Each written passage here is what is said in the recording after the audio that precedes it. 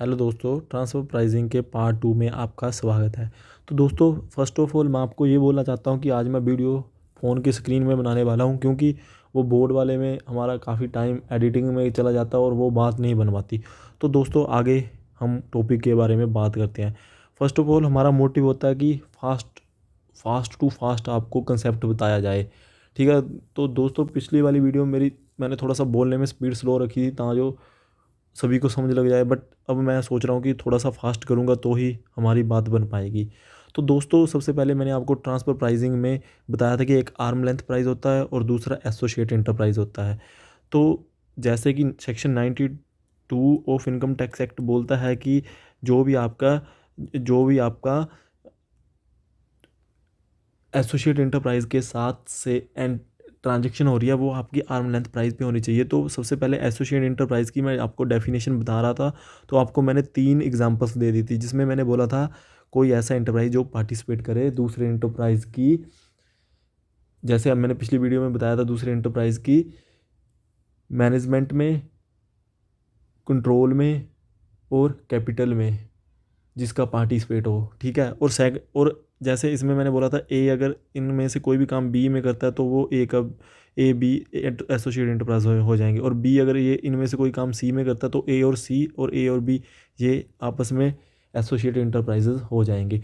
तो गाइज, इसके बाद मैंने दूसरा आपको बोला था एडवांसिंग, जिसमें मैंने बोला था कि अगर कोई इंटरप्राइज 51 और more percent of book value of total asset of an enterprise advancing करे उस एंटरप्राइजेज को, तो वो भी उसका एसोसिएट एंटरप्राइज माना जाता है। और तीसरा मैंने बोला था कि वोटिंग पावर में मैंने बोला गया था कि अगर वोटिंग पावर में मैंने बोला था अगर 26% और more of the voting power है किसी एसोसिएट एंटरप्राइज, इसी एंटरप्राइज की दूसरे एंटरप्राइज में, तो उसको उसका एसोसिएट एंटरप्राइज माना जाएगा। इसमें भी ए अगर बी की सी में है और ए की बी में है तो ए और सी भी आपस में एसोसिएट एंटरप्राइज माने जाएंगे। ए की बी में है, बी की सी में है, यहाँ पे है 26%, यहाँ पे है 50%, तो ए और बी तो है ही है एसोसिएट एंटरप्राइज, और ए और सी भी माने जाएंगे।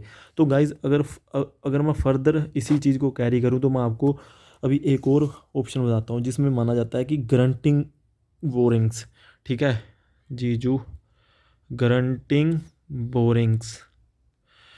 इसमें ये बोला गया है कि अगर कोई वन एंटरप्राइज ग्रंटी करे, वन एंटरप्राइज ग्रंटी 10% और more of the total borrowings of other enterprise, of the total borrowings of other enterprise, तो उसको भी एसोसिएट एंटरप्राइज माना जाता है। कहने का मतलब, अगर ए ने बी की टोटल बोरिंग्स, बी की जैसे बोरिंग्स है 100, इसका 10 और 10 से ज़्यादा है, गारंटी किसने दी, तब उसको हम ए और बी को एसोसिएट एंटरप्राइज माना जाएगा, ठीक है। तो गाइज, ये है परसेंटेज वाले, जिसमें पहले पार्टिसिपेट, फिर एडवांसिंग, थर्ड बना आ जाता है वोटिंग पावर, और फोर्थ आ जाता है गारंटिंग। तो गाइज, इसमें तो हमें याद ही रखनी पड़ेंगी बातें। तो उसके बाद हमारा नेक्स्ट आ जाता है appointment of majority of director. इसके बाद जो हमारा फिफ्थ पॉइंट आ जाता है appointment of majority of director, appointment of majority of director. तो गाइज, इसमें ये बात है कि अगर किसी बी है एंटरप्राइज, उसमें से 15 डायरेक्टर है तो उसमें से मेजोरिटी बन जाते हैं 8। अगर 8 या 8 से ज़्यादा डायरेक्टर ए ने अपॉइंट किया तो ए और बी एक दूसरे के एसोसिएट एंटरप्राइज माने जाएंगे। तो गाइज, सिक्स्थ पे आ जाओ, सिक्स्थ पे आ जाता है सेम टू सेम गाइज, यही बात हमारी चलती है। जैसे मैंने ये आपको यही बात बोली ना, जैसे मैंने आपको ऊपर भी ये बोला था ए और बी और ए और सी में बोला था। तो दोस्तों यहाँ पे एक नई बात जो दिमाग में रखने वाली है, अगर ए ने बी के मेजोरिटी डायरेक्टर को अपॉइंट किया, तो और अगर ए ने सी के मेजोरिटी डायरेक्टर को भी अपॉइंट किया, तो ये दोनों भी आपस में वो बन जाएंगी, अपना एसोसिएट इंटरप्राइजेस बन जाएंगी, ठीक है। तो दोस्तों, अभी आपको जैसे जो मैंने ऊपर वाले बोले थे, तो वो उसके लिए आप इस चीज़ का स्क्रीनशॉट रख लो, या फिर आपको शॉर्ट में आपको याद हो जाएंगे। तो जो डायरेक्टर वाला है, इसमें आपने ये देखना है मेजॉरिटी ऑफ डायरेक्टर, अगर ए ने बी, अगर, और दूसरी इसमें बात आपने रखनी है, ए ने बी में भी मेजॉरिटी ऑफ डायरेक्टर अपॉइंट किया है, और ए ने सी में भी मेजॉरिटी ऑफ डायरेक्टर को अपॉइंट किया है, तो बी और सी भी आपस में वो बन जाएंगी, एसोसिएट इंटरप्राइज बन जाएंगी। तो दोस्तों अब मैं फर्दर आगे चलता हूँ। तो डिपेंडेंस, इसके बाद आपने डिपेंडेंस वाला पॉइंट दिमाग में रखना है। डिपेंडेंस में आ जाता है, सबसे पहले आपने देखना है मैनु होली डिपेंडेंट। सबसे पहले देखना आपने होली डिपेंडेंट, मत means 100% dependent for manufacturing process on the no हो।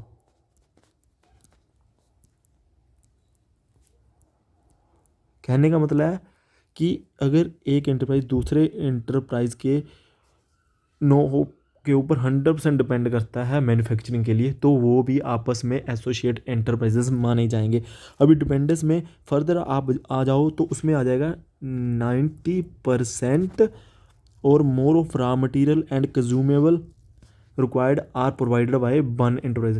90% ऑफ रॉ मटेरियल और कंज्यूमेबल्स, ठीक है।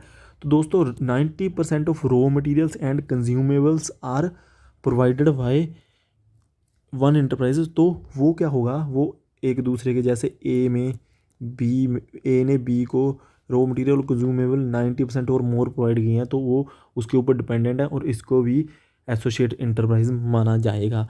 तो उसके बाद सेल पे आ जाओ डिपेंडेंसी के लिए। जैसे मैंने डिपेंडेंसी के लिए आपको बोला, पहला पॉइंट हो जाएगा नो के लिए, और दूसरा हो जाएगा रॉ मटेरियल के लिए, और थर्ड हो जाएगा मेरा सेल के लिए डिपेंडेंसी। सेल में उसने बोला कि जो आर्टिकल हम मैन्युफैक्चर कर रहे हैं उसकी सेल के लिए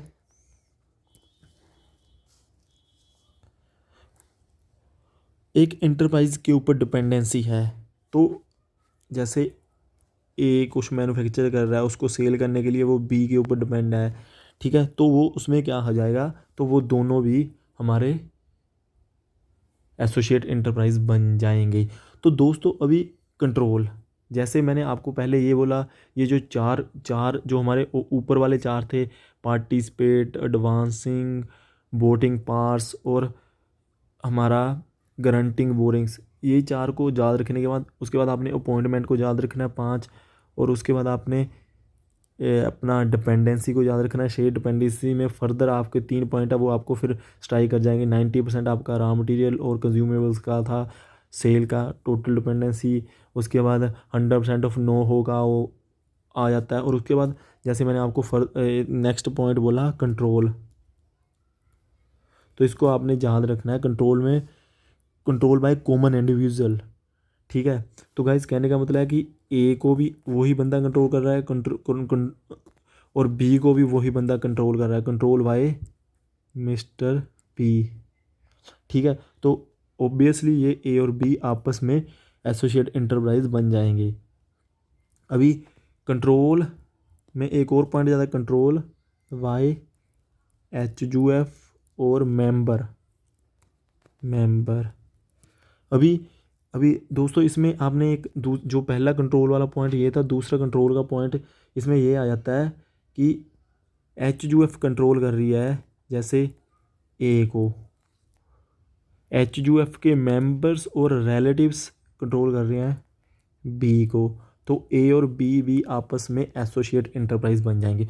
तो दोस्तों एसोसिएट इंटरप्राइज बनने के लिए आपको ये पॉइंट्स याद रखने हैं। और इसके बाद हमारा इंटरेस्ट इन फर्म एओपी और बीओआई है। जैसे इंटरेस्ट है किसी फर्म में एओपी और बीओआई में, वो भी जिसके हमारा कोई 10% और मोर इंटरेस्ट रखता है इंटरप्राइज में, तो उसको भी हम यहाँ पे लिख ही देता हूँ, इंटरेस्ट इन एओपी बीओआई और फर्म इज़ 10% और मोर, तो वो भी हमारा एसोसिएट इंटरप्राइज बन जाएगा। और उसके बाद म्यूचुअल इंटरेस्ट और relation as may be prescribed, तो उसको तो दोस्तों आपने, मैं आपको फास्ट फास्ट बता देता हूँ क्योंकि वीडियो ज़्यादा लंबी हो जाती है, क्योंकि ये टॉपिक है तो थोड़ा सा एक एक पॉइंट डिस्क्राइब करने वाला है, तो फिर भी मैं कोशिश करता हूँ कि जितनी जल्दी हो सके मैं इस चीज़ को ख़त्म करने की कोशिश करूँ। तो दोस्तों जैसे मैंने आपको सारी बातें बोली, अब मैं आपको एक सिंपली पेज में लिख के बता देता हूँ आपने इसको याद कैसे करना है। तो सबसे पहले आपने एसोसिएट इंटरप्राइज़ क्या कौन कौन से होते हैं उसको याद करने के लिए आपने सिंपली एसोसिएट इंटरप्राइज़,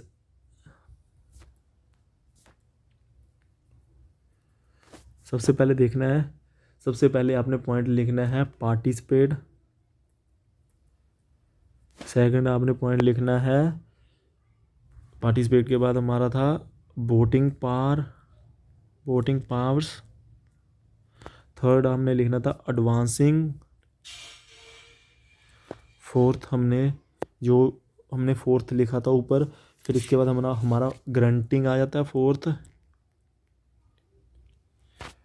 फिफ्थ वाला डिपेंडेंसी। सिक्स्थ वाला हमारा आ जाता है appointment, dependency appointment of director.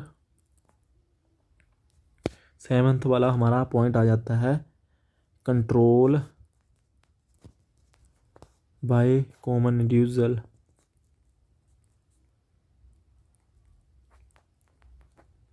और हमारा एट्थ पॉइंट पे आ जाता है इंटरेस्ट इन एओपी और बीओआई। तो दोस्तों जैसे पार्टिसिपेट का हमने फर्दर तीन इसकी क्लासिफिकेशन बनाई थी कि अगर वो पार्टिसिपेट कर रहा है किसी इंटरप्राइज़ की मैनेजमेंट में, कंट्रोल में या फिर कैपिटल में, वो एसोसिएट कहलाएगा। वोटिंग पावर का हमने बताया था, अगर वो 26% और मोर वोटिंग पावर रखता है किसी इंटरप्राइज में, वो एसोसिएट बन जाएंगे। और अगर वो डायरेक्टली और इनडायरेक्टली, जैसे ए ने बी में रखा है और बी ने सी में रखा है, तो ए और सी भी आपस में बन जाएंगे, जैसे मैंने ऊपर बताया था। उसके बाद एडवांसिंग का मैंने बताया था कि अगर वो 51% और more of the book value of that enterprise उसको एज एडवांसिंग दे रहा है, तो वो बन जाएगा उसका एसोसिएट इंटरप्राइज। ग्रंटिंग का मैंने आपको बताया था कि ग्रंटिंग में हमारा 10% और more of the total borings की गारंटी दे रखी है, तो वो बन जाएगा उसका एसोसिएट इंटरप्राइज। और मेजोरिटी ऑफ डायरेक्टर का जैसे मैंने बताया था कि आपका मतलब कि अगर मेजोरिटी ऑफ डायरेक्टर एक इंटरप्राइज ने किए हैं तो वो उसका वो बन जाएगा। अगर एसोसिएट इंटरप्राइज बन जाएगा, एक ही पर्सन ने यहाँ पे मेजोरिटी ऑफ डायरेक्टर अपॉइंट किए हैं ए में और उसी ने बी में भी मेजोरिटी की है, तो ए और बी भी आपस में एसोसिएट इंटरप्राइज बन जाएगा। डिपेंडेंसी का मैंने आपको बताया था कि अगर वो सेल की, रॉ मटेरियल की या फिर नो हो की डिपेंडेंसी के लिए एज द केस में भी वो डिपेंडेंट है, तो भी वो एसोसिएट बन जाएंगे। कंट्रोल बाय कॉमन पर्सन है, तो वो ओबियसली बन जाएंगे। और इंटरेस्ट इन एओपी और बीओआई 10% इसमें लिमिट है, तो वो भी एक दूसरे के एसोसिएट बन जाएंगे। तो दोस्तों मैंने आपको एक ब्रीफली एक फास्टली रिवीजन करने के वे में आपको एक वीडियो बनाने की कोशिश की है। अगर आपको ने कुछ इसमें कमी लग रही है तो आप मेरे को कमेंट बॉक्स में लिख रहे हो, और अगर आपको लग रहा है कि हाँ मैं कुछ वर्किंग कर रहा हूँ, मैं थोड़ा सा इस चीज़ के ऊपर काम कर रहा हूँ, तो आप मेरे को अप्रिशिएट भी कर सकते हो। लाइक करें और सब्सक्राइब करें। और दोस्तों नेक्स्ट जो मेरा टॉपिक होने वाला है उसमें मैं आपको डालने वाला हूँ आर्म लेंथ प्राइस को क्या होता है, और उसके बाद जो हमारा टॉपिक चलेगा वो हमारा स्मूथ चलेगा, क्योंकि उसमें हमारी सीधी प्रोविजन हम पढ़ेंगे इसकी एक्ट की और सेक्शंस की, तो हम उसके अकॉर्डिंगली पढ़ते जाएंगे। सेफ एंड हार्बर रूल पढ़ेंगे, और उसके बाद हमारा जो भी है परसेंटाइल कैलकुलेशन होती है एक, वो सारा कुछ करेंगे। वो एक स्मूथ वे में चलेगा। जो मैंने ये चीज़ें आपको डिस्क्राइब करनी थी, इसको मैं ज़्यादा टाइम भी नहीं ले सकता था, और इसको मेरे को सारा कुछ कवर भी करना था, इसलिए हो सकता है कि मेरी राइटिंग में या फिर मेरी थोड़ी सी स्पीड में आपको कभी ऊपर नीचे लगा, तो sorry for that. Thanks guy for watching.